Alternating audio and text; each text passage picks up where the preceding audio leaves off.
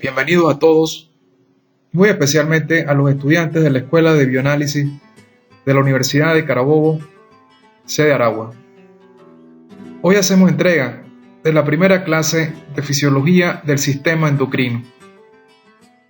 Esta presentación fue realizada por la Cátedra de Fisiología y Fisiopatología de la Escuela de Bioanálisis, sede Aragua, Maracay, Universidad de Carabobo, República de Venezuela.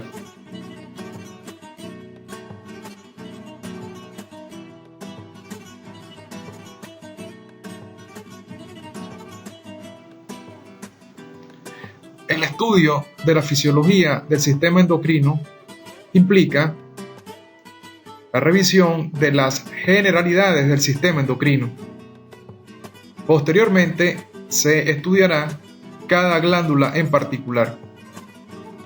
Primero, hablaremos de la hipófisis y el hipotálamo, luego la glándula tiroides.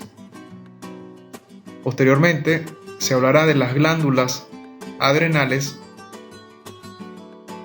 el páncreas endocrino, el metabolismo del calcio, que implica el estudio de la hormona paratormona secretada por las glándulas paratiroides y también por la calcitonina secretada por la glándula tiroides. Finalmente, se hablará de la función reproductora y hormonal de las gónadas.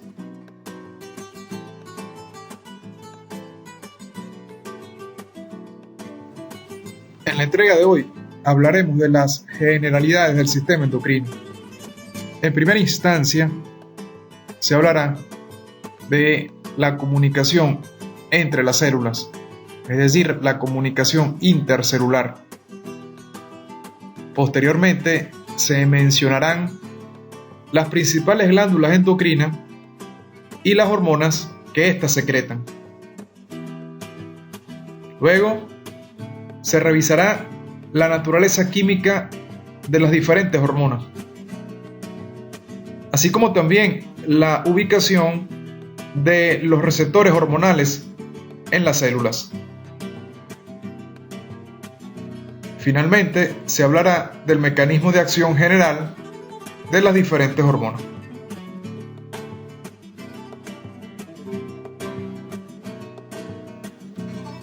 Para regular la actividad del organismo, tiene que existir comunicación entre las células, es decir, comunicación intercelular. Y esta comunicación puede ser dada por diferentes vías. En primera instancia tenemos la comunicación a través de nexos. Explicaremos a continuación las características de este tipo de comunicación.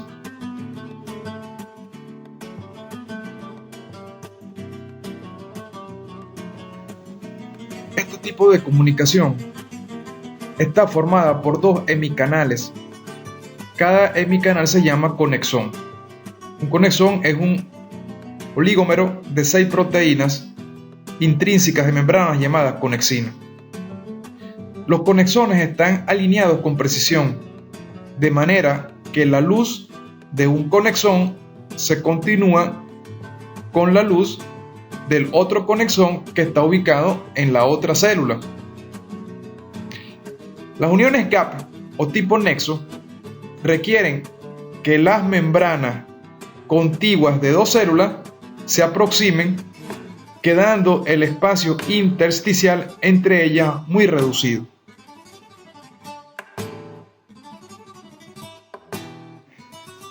Las uniones gap permiten, además, la conexión eléctrica entre las células que unen, facilitando, por ejemplo, la existencia de sinapsis eléctricas en las que el potencial de acción se transmite directamente sin necesidad de un mensajero químico, es decir, de un neurotransmisor, a nivel de un espacio sináptico.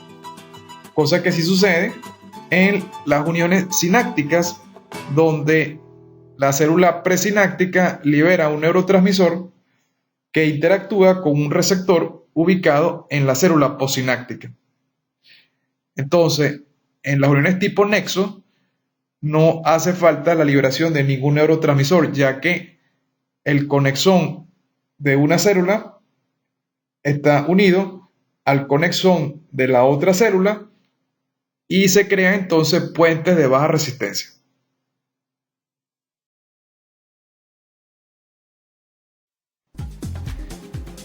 A nivel de la unión de las células cardíacas existen uniones tipo nexos. También existen a nivel de la musculatura lisa y en la sinapsis eléctrica entre neuronas.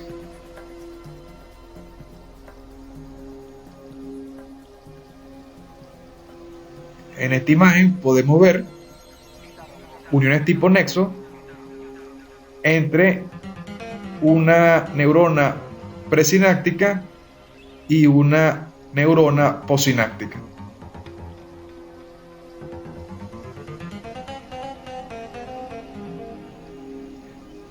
De esta manera hemos revisado entonces el primer tipo de comunicación intercelular que existe, que son las comunicaciones a través de nexos. Segundo tipo de comunicación, ya estudiados por nosotros en clases precedentes, es la comunicación sináptica química.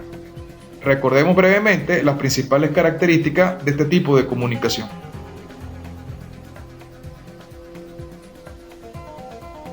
Comunicación sináptica química. En este caso existe una neurona presináptica que contiene en el botón terminal vesículas con neurotransmisores que son liberados por exocitosis hacia la hendidura sináptica, y estos neurotransmisores se unen a receptores que se encuentran en la célula postsináptica. Entonces estos receptores pueden ser receptores ionotrópicos o metabotrópicos. Cuando el neurotransmisor interactúa con el receptor postsináptico, se generan cambios en la célula postsináptica que modifican bien sea las corrientes eléctricas o la actividad metabólica de la célula postsináptica. Entonces, esto es la comunicación sináptica química que fue estudiada por nosotros en el capítulo correspondiente a excitabilidad.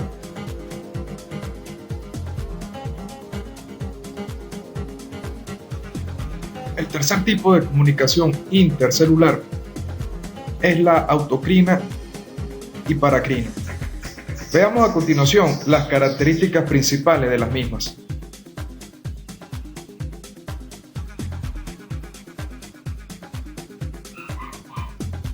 Cuando hablamos de comunicación autocrina, se refiere a la secreción de sustancias químicas por parte de una célula, las cuales interactúan con receptores presentes en la misma célula, y cuando la sustancia química interactúa con el receptor, esto genera cambios intracelulares que modifican su actividad fisiológica. La comunicación paracrina se refiere a la comunicación entre células vecinas, donde una célula produce sustancias químicas que difunden a la célula cercana, se une a receptores en estas células, y de esta unión se generan cambios biológicos intracelulares que modifican su actividad.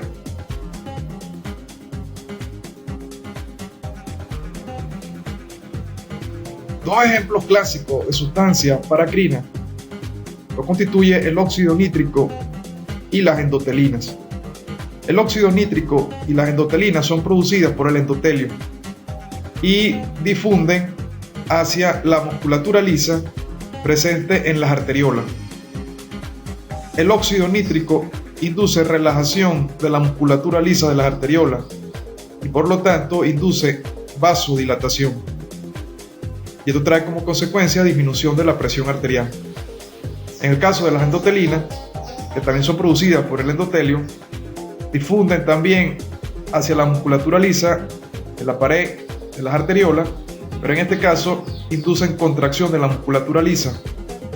En consecuencia, habrá vasoconstricción y aumento de la presión arterial.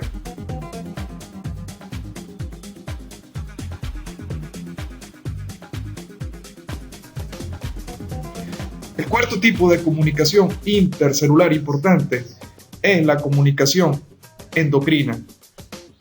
y es la que estudiaremos con mayor detalle en esta presentación.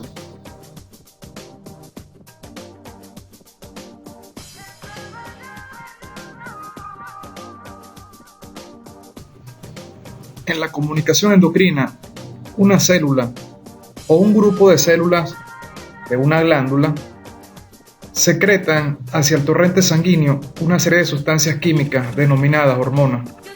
Estas sustancias químicas llegan a células distantes e interactúan con receptores que se encuentran presentes en dicha célula. Si la célula no presenta receptor para dicha hormona, entonces no responderá a la misma.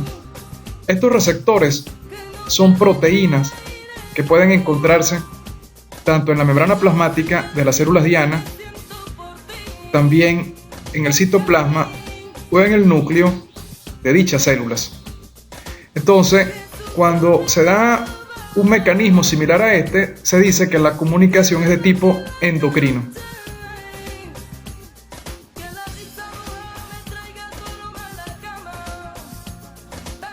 En endocrinología, una célula diana es la célula en la que una hormona ejerce su efecto. Y este nombre viene dado en honor a Diana, la diosa de la cacería y de la luna en la mitología romana.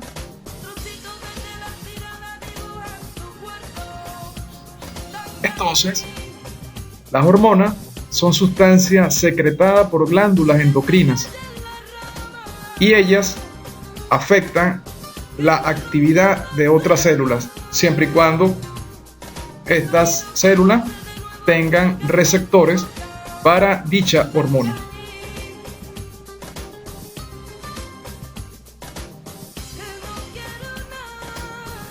Existe un mecanismo denominado mecanismo neuroendocrino. Es un mecanismo endocrino, igual que el señalado anteriormente, solo que la célula que secreta la hormona es una neurona. Secreta la hormona hacia la sangre y por vía sanguínea llega a tejidos distantes. Un ejemplo típico de este mecanismo es la hormona antidiurética, secretada por neuronas cuyo cuerpo celular se encuentra en el hipotálamo, pero los axones descienden hacia la neurohipófisis.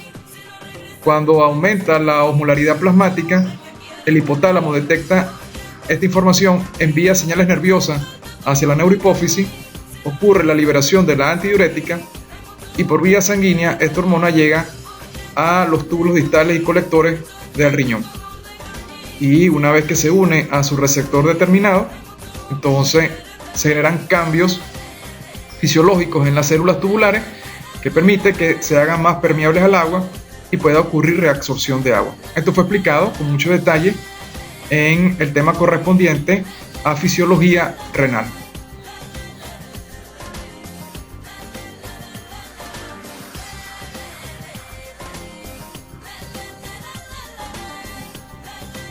Veamos a continuación las principales glándulas del sistema endocrino y las principales hormonas que secretan. Empecemos con el testículo. El testículo tiene una doble función relacionada primero con la reproducción, ya que allí ocurre el proceso de espermatogénesis que dará origen a los espermatozoides, los cuales tienen la mitad de la carga cromosómica. La función hormonal del testículo se refiere a la producción de testosterona, que es el principal andrógeno que existe. Los andrógenos son hormonas masculinizantes. La testosterona está relacionada con la espermatogénesis, con el desarrollo de los órganos sexuales y también con el desarrollo de las características sexuales secundarias en el varón. La gónada femenina es el ovario. También tiene una función relacionada con la reproducción y una función hormonal.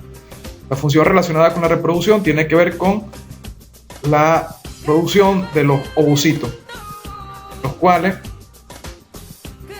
si ocurre la fecundación y se completa la segunda división meiótica, se genera el óvulo que tiene la mitad de la carga cromosómica.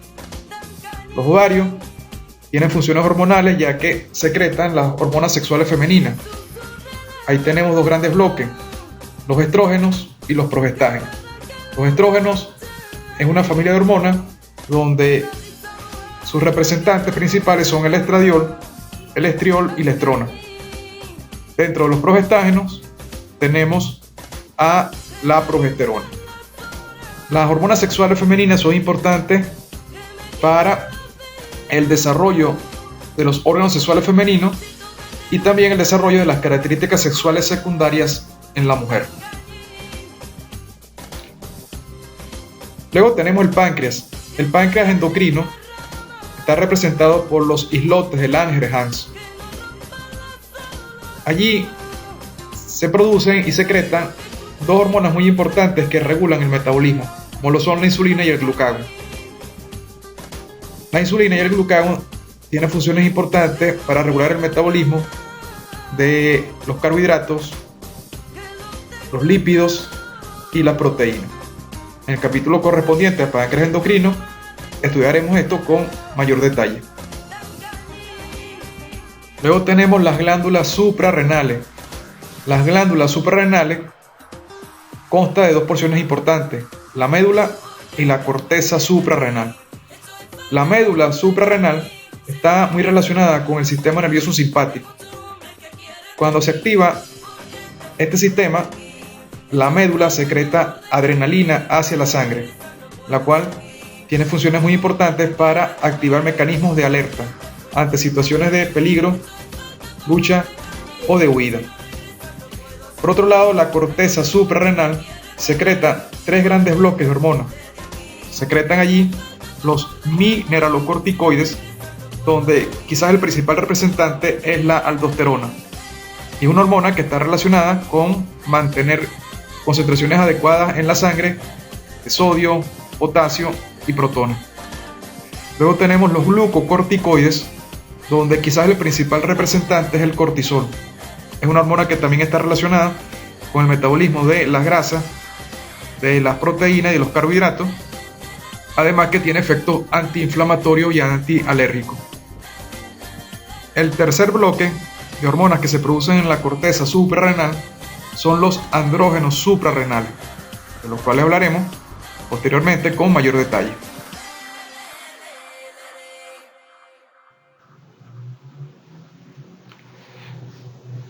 Luego continuamos con la glándula tiroides.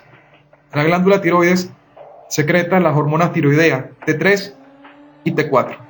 La T3 también se conoce con el nombre de triiodotironina y la T4 también se conoce con el nombre de tetraiodotironina o tiroxina. Las hormonas tiroideas son importantes para regular el metabolismo del organismo.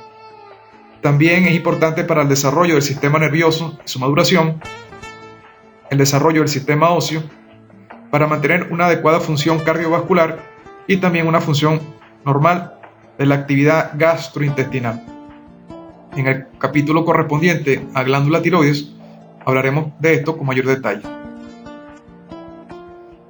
Las glándulas paratiroides son cuatro pequeñas glándulas que se encuentran por detrás de la glándula tiroides y secretan la hormona paratormona.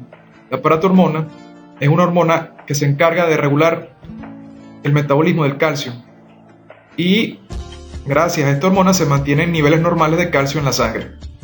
Otra hormona que también participa en el metabolismo del calcio es la calcitonina. La calcitonina, por su parte, es producida por la glándula tiroides. Luego tenemos la glándula hipófisis. La glándula hipófisis consta de dos porciones, una porción anterior llamada adenihipófisis y la porción posterior llamada neurohipófisis. La adenihipófisis secreta 6 hormonas importantes, que son la hormona luteinizante, la hormona folículo estimulante, la prolactina, la adrenocorticotropina, la tirotropina y la hormona del crecimiento. En el capítulo correspondiente a glándula hipófisis estudiaremos esto con mayor detalle.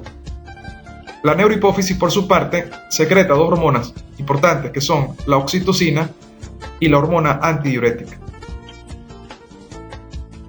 El funcionamiento de la glándula hipófisis es regulado por el hipotálamo. El hipotálamo también puede ser considerado una glándula endocrina, ya que allí se producen y secretan hormonas que regulan el funcionamiento de la glándula hipófisis.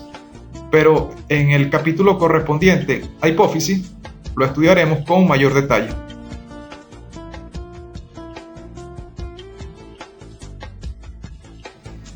Existen otros tejidos que también pueden ser considerados como endocrinos, los cuales serán solo mencionados en esta asignatura. Estos órganos tradicionalmente son conocidos por otras funciones, aunque también tienen un papel dentro de la orquesta del sistema endocrino.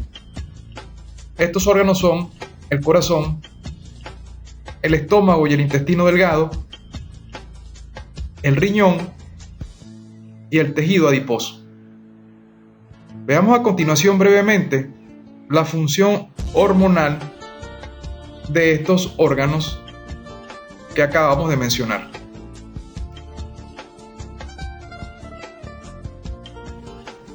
Hablemos de la función hormonal del corazón. El corazón secreta dos péptidos muy importantes denominados ANP y BNP. El ANP es el péptido natriurético auricular y el BNP es el péptido natriurético cerebral. El péptido natriurético cerebral recibe este nombre porque inicialmente fue aislado de extractos de cerebro de porcino. Sin embargo, en los humanos es producido principalmente en los ventrículos del corazón. Cuando aumenta la presión arterial, esto genera un estiramiento de las células del músculo cardíaco y provoca la liberación del ANP y el BNP. El ANP y el BNP viajan por vía sanguínea hacia los riñones y estimulan la natriuresis, es decir, la excreción renal de sodio. Y tal como estudiamos en sistema cardiovascular, esta excreción mayor de sodio contribuye a disminuir el volumen sanguíneo y el gasto cardíaco. Los niveles sanguíneos de BNP pueden ser determinados en un laboratorio clínico y son utilizados para la detección y el diagnóstico de insuficiencia cardíaca congestiva, y además puede ser útil para establecer el pronóstico del curso de la enfermedad. Esto es debido a que los valores de BNP se encuentran marcadamente elevados en los pacientes con insuficiencia cardíaca congestiva, sobre todo en aquellos pacientes con peor pronóstico.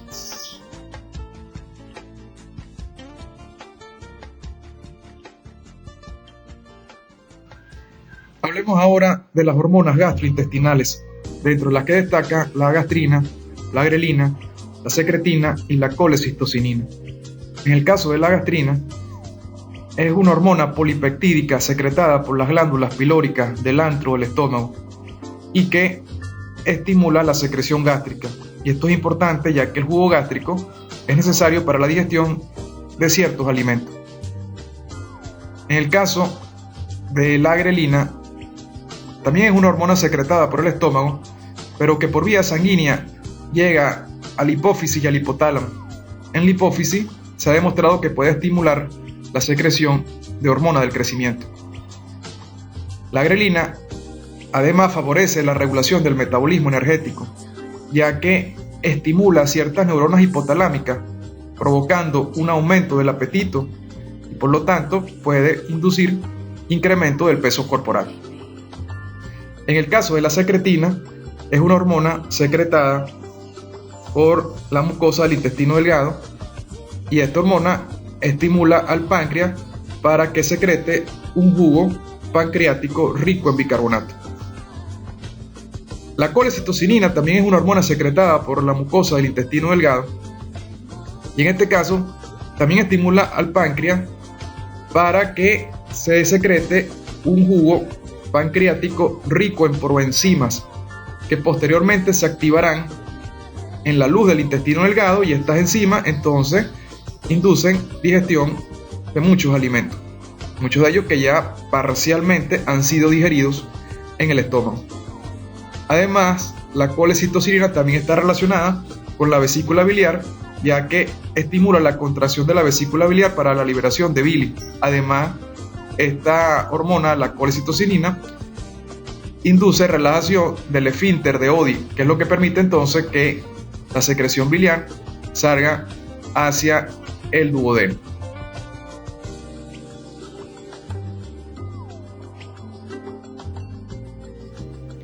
El riñón también tiene funciones endocrinas y esto fue estudiado previamente en el tema correspondiente a fisiología del sistema respiratorio. Cuando la tensión de oxígeno disminuye en la sangre, esto es detectado por los riñones y secretan hacia la sangre la hormona eritropoyetina. La eritropoyetina estimula a las células madre de la médula ósea para que aumenten la producción de glóbulos rojos.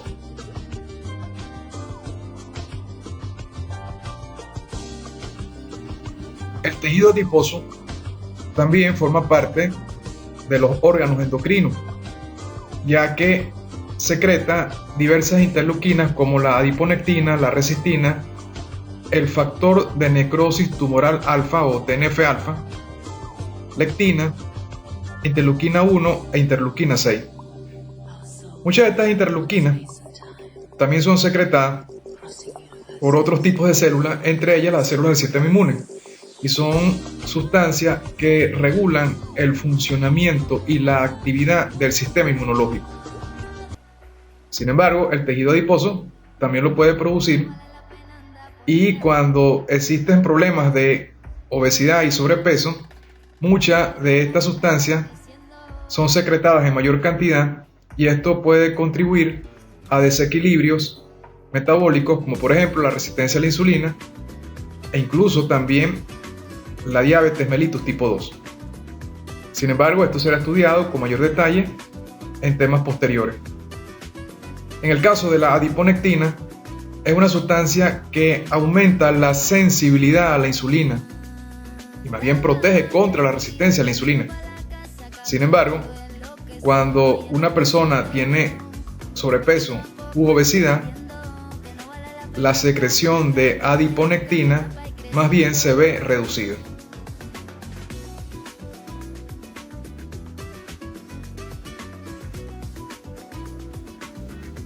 Las hormonas, de acuerdo a su naturaleza química, pueden ser clasificadas en tres bloques importantes. Tenemos primero las hormonas de origen peptídico o proteico, luego las hormonas esteroideas y las hormonas derivadas del aminoácido tirosina.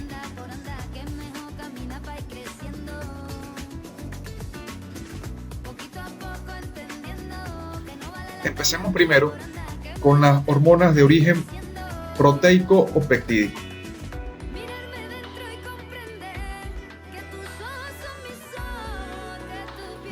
Un aminoácido es un compuesto orgánico que presenta un carbono alfa central, el cual está unido a un átomo de hidrógeno, está unido a un grupo amino,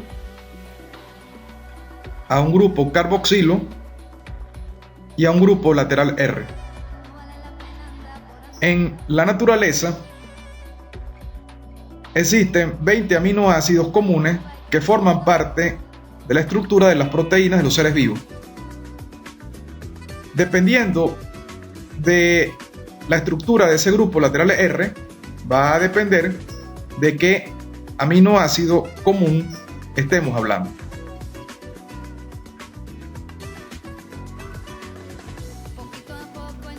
En esta imagen podemos observar los 20 aminoácidos comunes que forman parte de la estructura de las proteínas.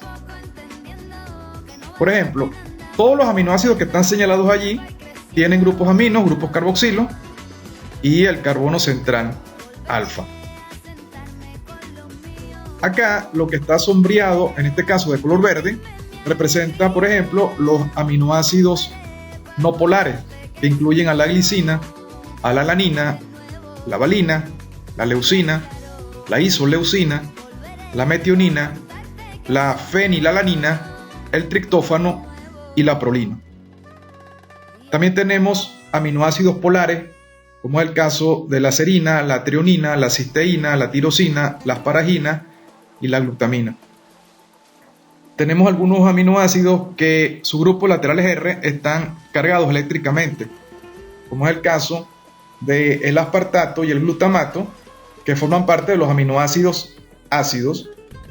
Y también tenemos a la lisina, la arginina y la histidina, que forman parte de los aminoácidos básicos.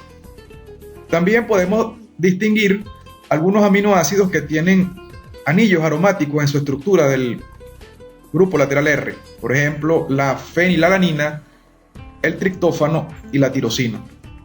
O también algunos aminoácidos que tienen azufre en su estructura, como es el caso de la metionina y de la cisteína. Sin embargo, para efecto de esta asignatura, nosotros no evaluaremos la estructura de los aminoácidos, ya que esto será competencia de la asignatura Bioquímica General en el tercer año de la carrera.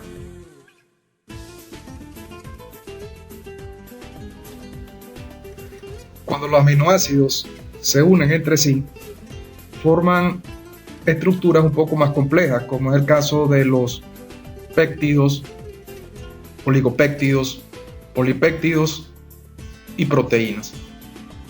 La unión de algunos pocos aminoácidos da lugar a péptidos, pero si el número de aminoácidos es mucho mayor, entonces estamos hablando de una proteína. Aunque los límites entre ambos no están bien definidos, orientativamente podemos decir lo siguiente: un oligopéptido está formado por la unión entre 2 a 10 aminoácidos. Un polipéptido entre 10 a 100 aminoácidos. Y una proteína cuando está formada por la unión de más de 100 aminoácidos. Las proteínas con una sola cadena polipeptídica se denominan proteínas monoméricas, mientras que las compuestas por más de una cadena polipeptídica se conoce con el nombre de proteínas multiméricas. A continuación veremos cómo ocurre la unión entre los aminoácidos y hablaremos entonces del enlace peptídico.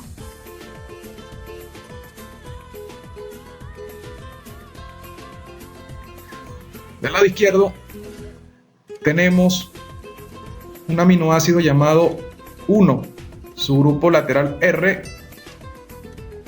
1 lo distingue como el aminoácido 1. Del lado derecho tenemos un aminoácido 2, su grupo lateral R lo distingue como aminoácido 2.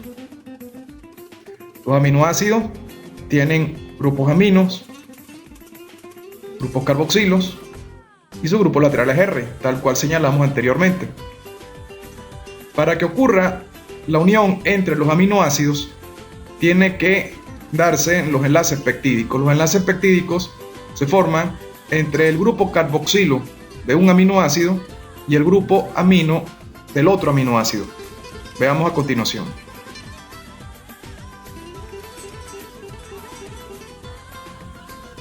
El grupo OH del grupo carboxilo de un aminoácido se unirá con el hidrógeno de un grupo amino del siguiente aminoácido.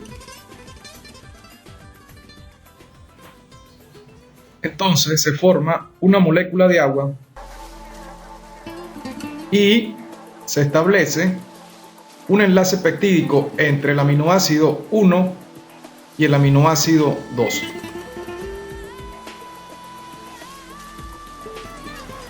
Acá vemos el enlace peptídico formado y en este caso se formó un dipéptido. Este dipéptido puede unirse a un tercer aminoácido formando también enlaces peptídicos. Se forma en este caso un tripéptido.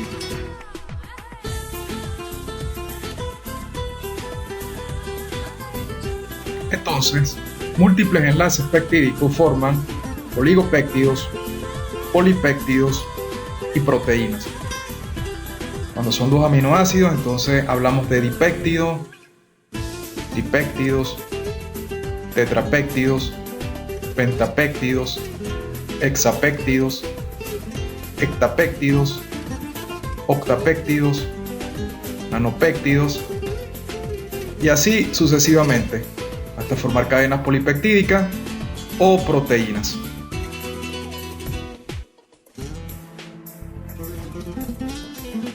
Toda proteína siempre tiene un extremo carboxi terminal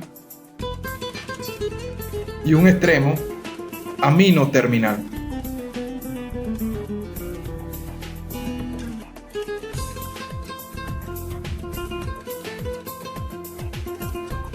Acá señalamos las principales hormonas de origen peptídico o proteico producidas por el sistema endocrino. Todas las hormonas producidas por la adenipófisis son de origen peptídico o proteico. Allí tenemos la luteinizante, la folícula estimulante, la prolactina, la adrenocorticotropina, la tirotropina y la hormona del crecimiento. La hormona antidiurética y la hormona oxitocina secretada por la neurohipófisis también son de origen peptídico. Las hormonas producidas por el páncreas, la insulina y el glucagón, también pertenecen a este grupo. La paratormona, secretada por las glándulas paratiroides también, al igual que la calcitonina, secretada por la glándula tiroides. Los otros órganos endocrinos, como el riñón, corazón, tubo digestivo, las hormonas que producen son de origen peptídico o proteico. Allí tendríamos entonces la eritropoyetina, producida por el riñón, el péptido natriurético auricular y el péptido natriurético cerebral, producido por el corazón, y la gastrina, grelina, secretina y colecistocinina, producida por el tubo digestivo. Estas hormonas se unen a receptores de membrana en los tejidos diana, y esto será explicado con mayor detalle en la segunda presentación de generalidades del sistema endocrino, cuando veamos los mecanismos de acción.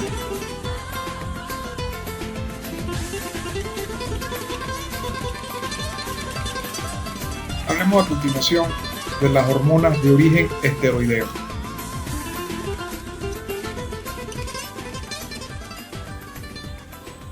Las hormonas de origen esteroideo derivan de la molécula del colesterol, la cual a su vez se origina de una molécula base denominada ciclopentano perhidrofenantreno.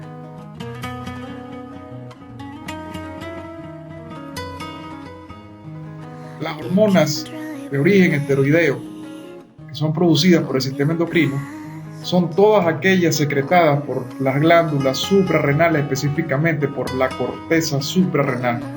Allí se incluyen los mineralocorticoides, donde el principal representante es la aldosterona, los glucocorticoides, donde el principal representante es el cortisol, y los andrógenos suprarrenales.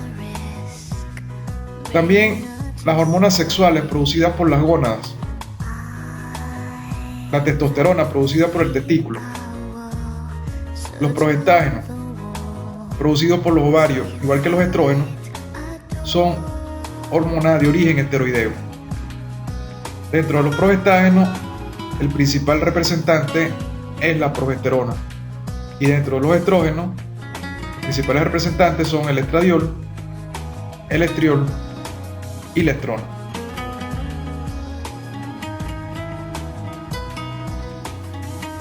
En esta imagen podemos observar la estructura química de algunas hormonas esteroideas, que se incluyen la aldosterona, el cortisol, la dehidroepiandrosterona, que es un andrógeno suprarrenal, el estradiol, la progesterona y la testosterona.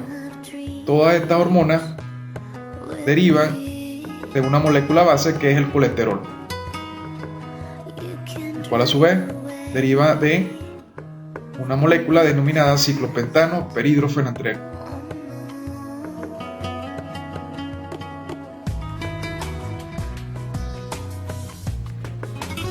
Finalmente tenemos las hormonas derivadas del aminoácido tirosina. Veamos cuáles son estas hormonas.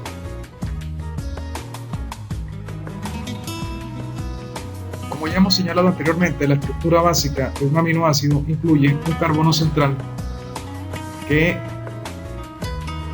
presenta un grupo amino, un grupo carboxilo y un grupo lateral R. En el caso de la tirosina, la cual pertenece a los aminoácidos aromáticos, el grupo lateral R tiene un anillo fenólico. La tirosina es un aminoácido que sirve de base para la síntesis de las siguientes hormonas: las hormonas tiroideas T3 y T4 y las hormonas secretadas por la médula suprarrenal, que incluyen la adrenalina, también conocida como epinefrina, la noradrenalina, también conocida como norepinefrina, y la dopamina.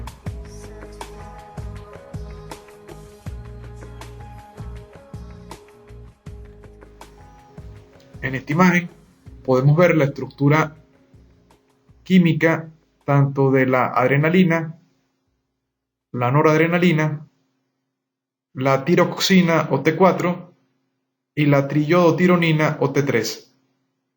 Estas hormonas tienen en común que derivan del aminoácido tirosina.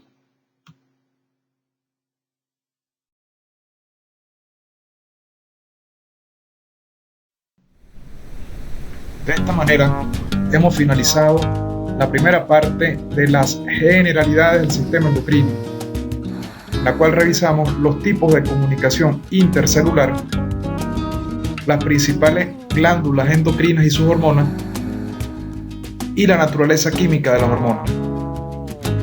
En la próxima entrega hablaremos de la ubicación en las células de los receptores hormonales, así como también los mecanismos de acción general de las diferentes hormonas.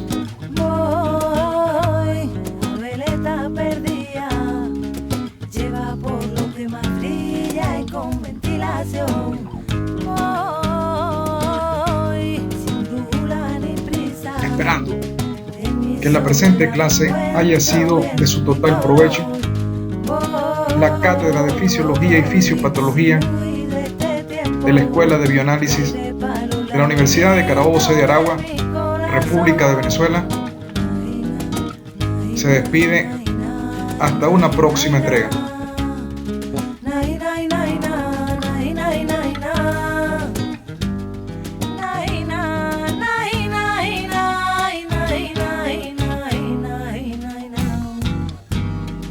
Las palabras que no son paz en el camino, los amigos que no son ámbulos de pasillo. Dime dónde estás, dime dónde vas, dime lo que ves. Las palabras que no son paz en el camino, son ámbulos de pasillo. Dime dónde estás, dime dónde vas, dime lo que ves. Ley de gravedad, ley de gravedad, ley de la gravedad. No necesito tener alas para volar. Ley de gravedad, ley de gravedad, ley de la gravedad. El viento gira y la veleta sigue igual. Ley de gravedad, ley de gravedad, ley de la gravedad. No necesito tener alas para volar. Ley de gravedad, ley de gravedad, ley de la gravedad. El viento gira y la veleta sigue igual.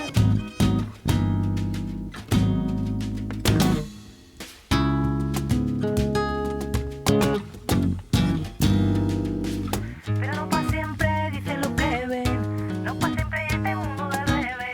Pero no pa' siempre dicen lo que ven, dicen lo que ven, dicen lo que ven, dicen lo que ven. Pero no pa' siempre dicen lo que ven, pero no pa' siempre y este mundo del bebé. Pero no pa' siempre dicen lo que ven, pero no pa' siempre, pero no pa' siempre, pero no pa' siempre dicen lo que ven, no pa' siempre y este mundo